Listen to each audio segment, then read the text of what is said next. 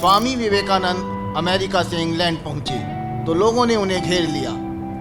स्वामी जी के शिकागो भाषण के बाद हर किसी के मन में सनातन संस्कृति के बारे में और अधिक जानने की कुलबुलाहट थी।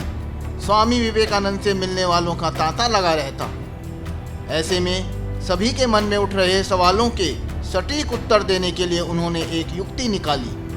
अब वे वहां नियमित रूप से प्रश्नोत्तर कक्षाएं संचालित करने लगे। उन दिनों भारत ब्रिटिश शासन के अधीन था, परंतु वे निर्भीक होकर अंग्रेजों की धरती पर भारत का यशगान करते। एक दिन लंदन की सभा में जब स्वामी विवेकानंद भारत का यशगान कर रहे थे, एक व्यक्ति अपमान करने की भावना से बोला, भारत के हिंदुओं ने अब तक किया ही क्या है? वे कभी किसी दूसरे देश पर विजय प्राप्त नहीं कर सकते। भारत के विषय में ऐसी बात सुनकर उन्हें बड़ा क्रोध आया, परंतु स्वामी जी ने जो उत्तर दिया उसे सुनकर उस व्यक्ति का सिर शर्म से झुक गया। नमस्ते, मैं हूं डॉक्टर प्रताप निर्भय सिंह। आप देख रहे हैं प्रेरणा मीडिया। स्वामी विवेकानंद जयंती की आप सभी को बहुत बहुत शुभकामनाएं। भारतवर्ष की अनुपम धरा पर जन्म लेने वाले इस महान संत को बारंबार प्रणाम है। एक छोटी सी अल्पायु में इस महान संत ने भारत माँ और इसकी सनातन संस्कृति की जो आख्या विश्व के सम्मुख रखी है, वह अपने आप में अविस्मरणीय है। ज्ञानवान, दूरदर्शी और ओजस्वी होने के साथ साथ स्वामी विवेकानंद एक बहुत अच्छे वक्ता भी थे।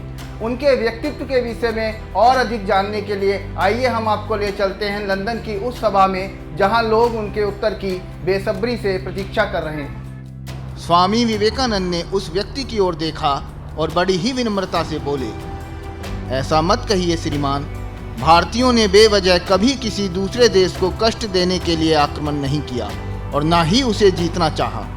यही हमारा गौरव है। भारतवासी कभी किसी चीज को ललचाई नजरों से नहीं देखते हैं। वे कोई चोर डाकू नहीं हैं जो लूटमार करके दूसरों की चीजें अपनी बनाएं और बेकार में किसी का खून बहाएं। तभी सभा में बैठे दूसरे व्यक्ति ने कहा, यदि आपके पूर्वज मानव समाज को धर्म दान देने के लिए इतने ही उत्सुक थे, तो वे हमारे देश में धर्म प्रचार करने के लिए क्यों नहीं आए? विवेकानंद मुस्कुराए और बोले, उस समय तुम्हारे पूर्वज पत्तों से अपने शरीर को ढककर गुफाओं में रहते थे। ऐसे में हमारे धर्मगुरु उन्हें कहाँ खोजते और कैसे शिक्षा देते? ऐसे ही एक बार ईसाई धर्म को लेकर एक व्यक्ति ने उनसे पूछा, स्वामी जी, आप तो ईसाई नहीं हैं, इसलिए ईसाई धर्म के आदर्श और तत्व आप कैसे समझ सकेंगे? स्वामी विवेकानंद ने ईसाई धर्म का सनातन कनेक्शन बताते हुए कहा, तुम्हारे प्रभु ईसा पूर्व देश के ही सर्वस्व त्यागी सन्यासी थे। मैं भी उन्हीं की तरह पूर्व देश का सन्यासी हूँ और उन्हें तुमसे बेहतर समझ सकता हूँ। और मेरा तो यह मानना है कि आप लोगों ने अभी तक उनके उपदेशों को ठीक से समझा ही नहीं है। क्या उन्होंने यह नहीं कहा था कि मेरा अनुसरण करने से पहले अपना सब कुछ बांट दो? ईसा को मानने वाले आपके देश के कितने लोगों ने अपना सब कुछ बांट दिया? एक धनी व्यक्ति के स्वर्ग में प्रवेश पाने की अपेक्षा ऊंट का सुई की छेद में से निकल जाना ज्यादा सरल है। स्वामी विवेकानंद का उत्तर सुनकर उस व्यक्ति का सिर शर्म से झुक गया।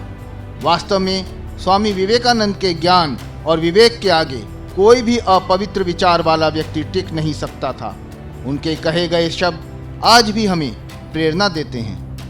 विवेकानंद के जीवन से संबंधित यह प्रसंग आपको कैसा लगा, कमेंट बॉक्स में अवश्य बताएं। इस वीडियो को लाइक करें और चैनल को सब्सक्राइब करें।